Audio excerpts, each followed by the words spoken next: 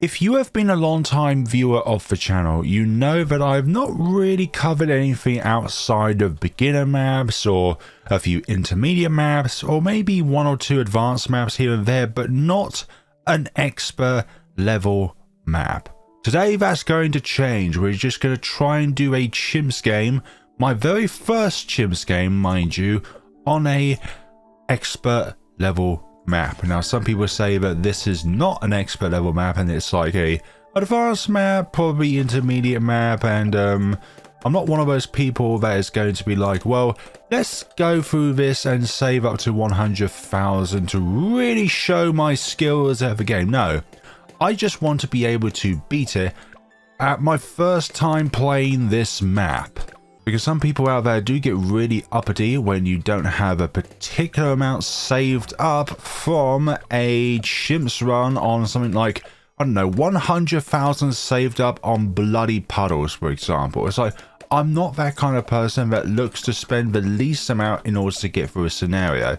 A, I can't do that sort of stuff, and B, I don't find that kind of stress enjoyable, and at the moment, this one red balloon is giving me stress. You please just pop it. All you have to do is pop it. Just pop it. I think that should do it. There we go. We can put down another submarine now. So what I want to accomplish today is getting a Sentry champion on this map. Preferably like either here or over here, but we definitely need to keep in mind that at some point I do want to put down Etienne, and hopefully we can put it down on this round, but it doesn't look like we've got enough Pierce to get through all this.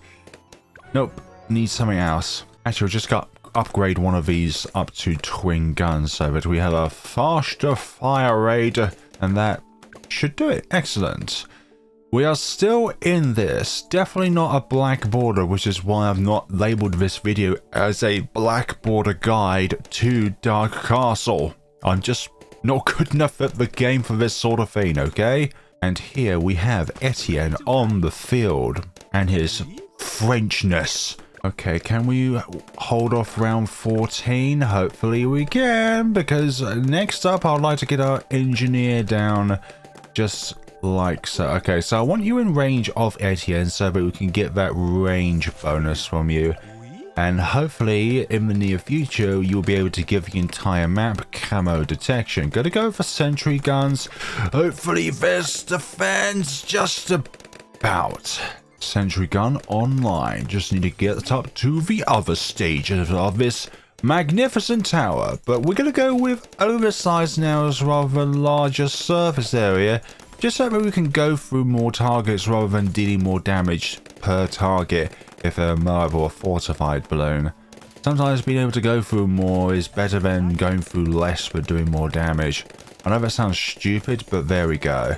Also, by having the pin, it means that any balloons along here will be stored as long as they're not a ceramic or above. No thank you, purple balloon. So with the other submarine which we have here, we're going to put you up to having heaped to dart so that we can actually get through round 28, because that's a very important round, because it's the first round in a game of CHIMPS or in a game in general, as long as you're not on alternate balloons rounds or Apocalypse, where the first lead spawns. Though for magical users, I think your Achilles heel is round 25. Right, let's get a ballistic missile in place. But now I do want to think about our other submarine. This one's going to be just a ballistic missile to help us get through the early game.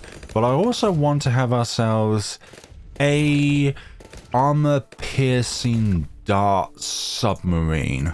Almost forgot the name of the upgrade there. So we're okay so far. We're just content with our upgrades which we've got going on here. There's nothing spectacular, nothing that's going to get us over to the finish line.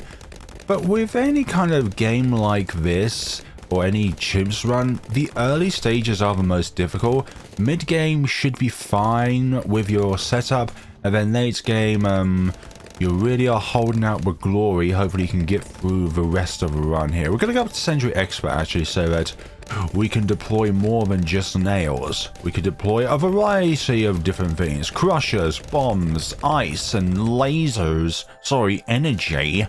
And now we have global camo detection. triple guns, which is going to be very pivotal. Hopefully we can get armor piercing darts. If not, then this might be a restart to the run. Okay, we can just about afford it. Good. Okay, get the swarm of drones out. I was about to call you something else there. Also, why did I say swarm? Yeah, because the ability is called drone swarm, that's why. Castle's Revenge is far into the future from Dark Castle, where we have the means of converting buildings into fortresses that move along. Move across the ground. Well, let's get some glue gunners down. Number one for the advanced intel to take advantage of their range, and number two, these two are going to be Moab glues just so that we can stick to Moab class balloons, just to make it so that we have a bit longer to pop everything. And this Dark Monkey over here is just chilling. Those 254 pops were very, very reliable indeed. Now, I'm hoping I don't need anything else until we get to Sentry Champion, but I just know for a fact that that is not going to be a possibility. Let's just get these both up to Moab glues so that when Moabs do eventually spawn out of these these 4 lanes, size from like round 40, we now have a means of slowing them down. Control is just as important as firepower. So we're good on Moab damage, but I don't think we've got a lot for ceramic. So for our next plan of attack, I'm going to put down a Moab glaives with red hot rains. We don't want those lead balloons sneaking through our boomerang. Okay, you're starting to kind of make yourself through. Not quite near the exit, but you are making it quite far along the track here, dear balloons, which I do not appreciate. But it's not just a RBE game per Moab class balloon, but it's also the amount of PS in which we need. Hopefully we can get this soon. We can substitute for bonus damage which we would get from a deconstruction upgrade by having a glue strike on the field. And unlike on other runs, which I always do the 042 option, this time we're going to go 240. Because with corrosive glue, glue strike actually does +3 damage rather than +2 damage from all attacks, including itself. Well, hopefully we don't need anything else, but looking at how far things are going, I'm not too sure if we can actually withstand until we get to the Sentry Champion. Hopefully, oh my god, yeah, these fortifiers are a problem at the moment here. They're just about able to be taken care of. Can we defend against this? Yes, we can. So with the second lot, we're going to put the drone swarm down, and with the third lot, we're just going to soak the entire field with glue. Like so. There we go. Slow them all down. They receive more damage. We'll have a lovely time. Also, I'm going to use this now, actually, because of these fortified balloons. You are definitely indeed for support, and thanks to hero speciality artifacts that you can get in Rogue Legends, it definitely confirms that if Etienne was a hero, he would be the support category. Which, not too surprising really. 3 Moab class balloons. Sometimes it's nice that the balloons spawn on multiple lanes, just so that we can divide and conquer one lane at a time, if that is your style. Right, we got the fortifiers at the end of this round, so unleash the UCAV! Now, one thing we can do for the rounds which have a lot of fortified balloons on is to get ourselves a Shattering Shells mortar. Your only purpose, well, putting from a light is very cool and all, but your only purpose sometimes is to defortify the balloons. Won't work on the ZMGs because they're too thick, but ooh, just about gets through there. I do want our Sentry Champion. Once that's up and running, we can hold out for a fair few more rounds. It's just getting to that point, okay? And just about able to take out a BFB. Really? Okay, maybe I just need to use a glue strike on these so we can do more damage. Hopefully. We can definitely do it, right? I think so. Okay, now we'll do it. And we'll also use the UCAV ability as well. And that makes light work of that. Oh gosh, that's these 8 Moabs, so I'm not... I'm not holding out much hope for me and my skills. Glue strike those Moabs. Brilliant. There is an incentive of going corrosive glue over the bottom cross path. Right, hopefully we should be able to get ourselves a Sentry champion on this round. There we go. Blue Gunners give us a bit more time to replace sentries like this with these ones. Yeah, they've just been absolutely demolished now, and because of the additional PS round 76, is absolutely no problem whatsoever. BFB goes down, purple balloons, and a whole bunch of camo ceramics will soon come out, but no. Oh gosh, yeah, corrosive glue strike is quite powerful. Plus 3 damage to all targets. Now, what's going to be next on the table? Well, a certain achievement is in the game where you need to spend a certain amount of money on a spike factory in a game of chimps. And you know what? We're going to try and get the Josh's constant achievement today by going up to carpet of spikes. It's easier to do perma spike, but nah. We'll go carpet of spikes today. Mom, can I buy Lego? No, don't worry, son. We've got Lego at home. Meanwhile, Lego at home. Carpet of spikes soon to be. Although this is definitely what you call less powerful than stepping on Lego. Nothing is as painful for your feet as stepping on Lego. Now, a spike storm on its own is going to be quite nice for dealing with the DETs on round 90, 93 and 99. Round 95 though, there's just too many of them and we can't really utilize the full extent of spike storm because, well, it just goes away instantly, so therefore it doesn't feel like we're doing much. Yeah, this Sentry champion is holding out very well here. And not only does Etienne buff towers nearby, but also buffs the sub-towers to those towers. So, for example, these champion sentries, even though this one is out of Etienne's range, because the primary tower, or the tower itself, the main tower, is affected by Etienne, therefore, regardless of where they are, then the sub-towers can also be affected as well. That was really close.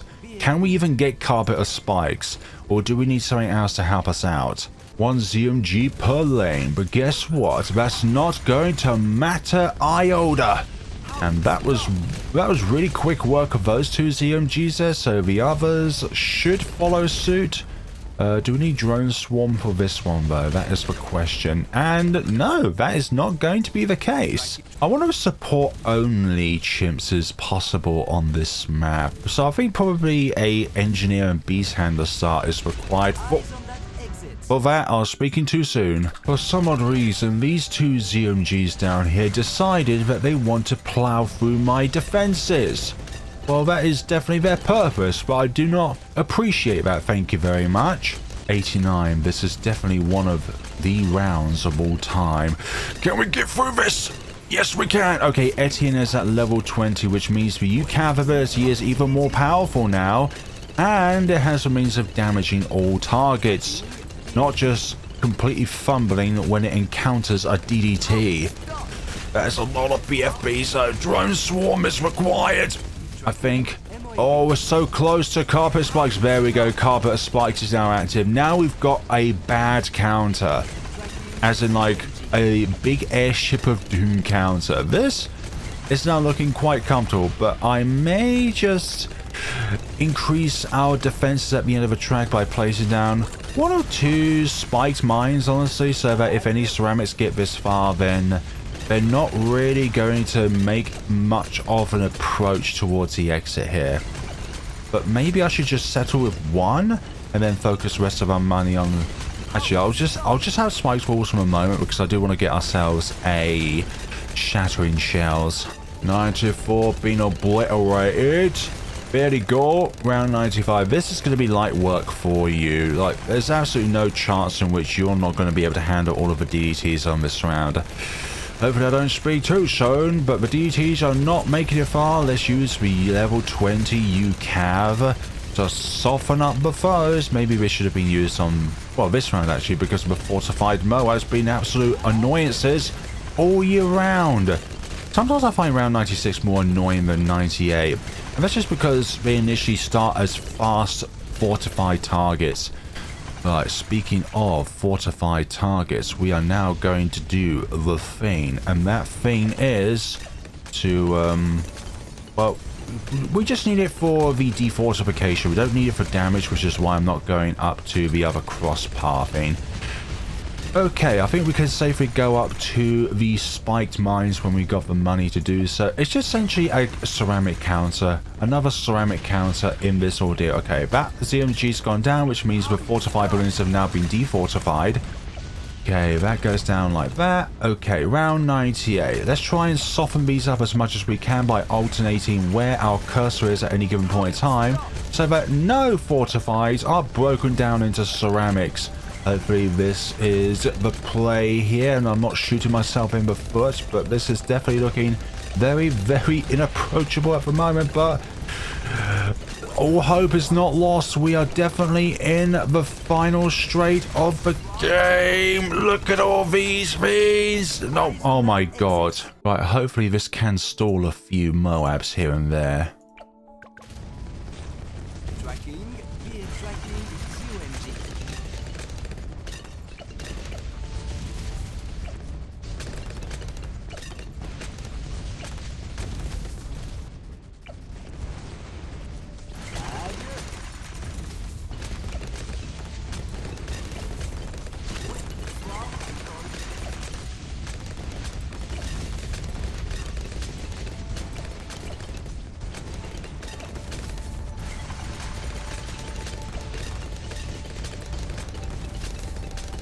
Oh, this is still looking very bleak here, but much better than the previous one. Okay, I'm happy with that. Oh, just these DDTs left. Let's hold them off for just a little bit, just a little bit. There we go, fortified DDTs taken care of. And that leaves just round 100. You know what, we're going to get ourselves a Comanche defense, because why not? And now heads up, the BAD is here. There should be light work with. Oh my god, what's light work? Okay, so not as treacherous as I thought it was gonna be, and we were rewarded with the Riptide Champion. Definitely not tier 4, but oh yeah, this happens because of removal of fortification rounds 96 and 98 in this case. But that was really fun. I quite enjoyed that scenario. But as I say, I don't like the start of any of these scenarios where it feels like money is against you, the map layout is against you, the shortage of the map itself is against you. I don't understand why people say that Workshop is not a true expert map, where literally the balloons go at the speed of light, just like being strapped onto a firework. Don't try it at home inside a building. But anyways, folks, so that is for today's video. It's been very different in comparison to like my 2 TCs or 2 MPs or some other challenge along the lines there. But thank you all so much for watching. If you liked what you see, then please, by all means, like the video, comment and subscribe, and let me know what expert map you'd like to see me encounter or encroach next, because I'm not really looking forward to trying some of the most difficult ones. I'm looking at you, bloody puddles and ravine. Thank you all so much for watching, and take care of yourselves, everybody.